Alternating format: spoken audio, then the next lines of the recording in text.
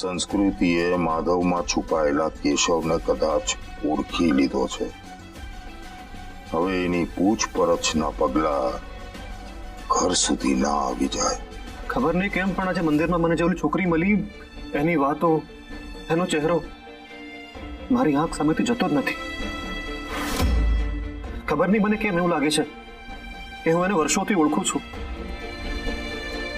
મેં એની વાતો સાંભળી છે. હું એને ખીજાતો ને એની ખીજ સાંભળતો આવ્યો છું. કાકા, એક્સિડન્ટમાં એને કેશવને ગુમાવ્યો અને મેં મારી જાતને ગુમાવી. માધવ, હવે આ બધામાંથી બહાર આવી જા. હું પણ આમાંથી બહાર આવવા માંગુ છું સંસ્કૃતિ. બહાર આવવા માંગુ છું આમાંથી, પણ ખબર નહીં કેમ અમારું મન નથી માનતું. ખબર નહીં આ શું થઈ રહ્યું છે મારું બેટું. આ મગજમાંથી કંઈક નીકળતું જ નથી બધું બહાર. માધવ, અત્યારે બધું છોડો. જો તારું બધું ભાવતું જમવાનું બનાવ્યું છે, આપણે જમી લઈએ. ચાલ. કાકા, જે એક્સિડન્ટ થયો હતો એનું આપણને કઈ કારણ ખબર પડ્યું? એક્સિડન્ટ કેમ થયો હતો? પણ તારે જાણીને શું કરવું છે માધવ? કઈ નહીં, બસ મારે એમ જ જાણવું છે. કાકા, આ એક્સિડન્ટમાં છે ને મારો જ વાંક છે. ફક્ત મારો જ વાંક છે આમાં. હું જવાબદાર છું આની પાછળ. ના કાકા, જો હું એ દિવસે એ રોડ ઉપર ના ગયો હોત તો કદાચ ઓલો કેશવ આજે જીવતો હોત. એવું મારો જ વાંક છે આમાં, મારા જ કારણે આ બધું. માધવ શાંત પડ બેટા. ને જો મારી એક વાત સમજ, તારે લીધે એવું કઈ નથી થયું. ક્યારે એવું સાંભળ્યું છે તે કે પાંચમની છઠ થઈ હોય?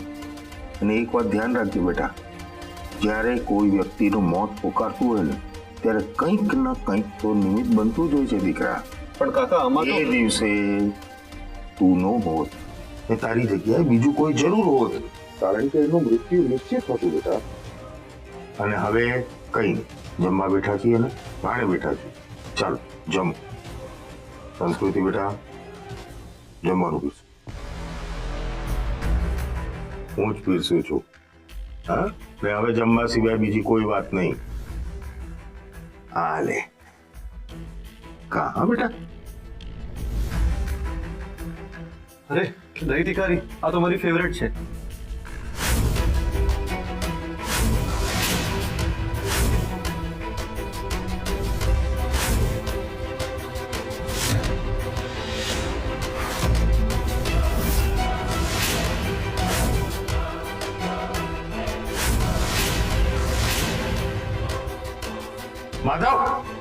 માધવ બેટા.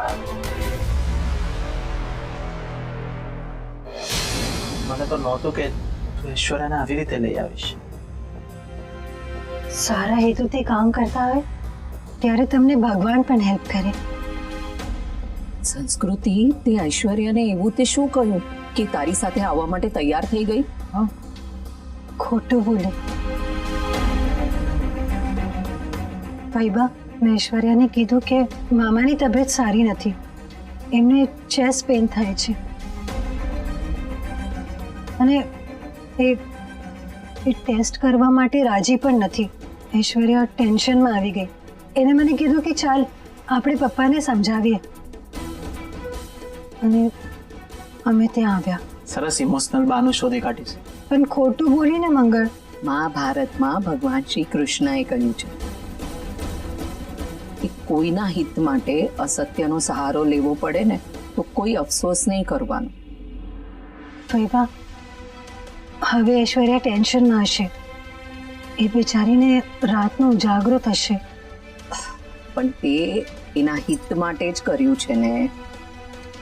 સંસ્કૃત, તો હવે બહુ ટેન્શન ના લઈશ. અત્યારે તો આપણું કામ પત્યું ને એ વધારે ઇમ્પોર્ટન્ટ છે. એકવાર આપણી છોકરી ઓલા નીરવની ચુંગલમાંથી બહાર આવી જાય એટલે બસ, હું પણ તારી ભેગી આવીને ઐશ્વર્યાની માફી માંગીશ.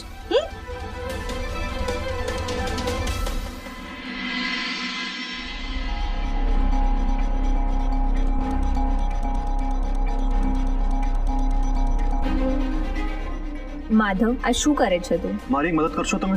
હા બોલ. ઓલા કેશવનું સોશિયલ મીડિયા એકાઉન્ટ ગોતવું છે. કેશવનું? અરે હા, કેશવનું.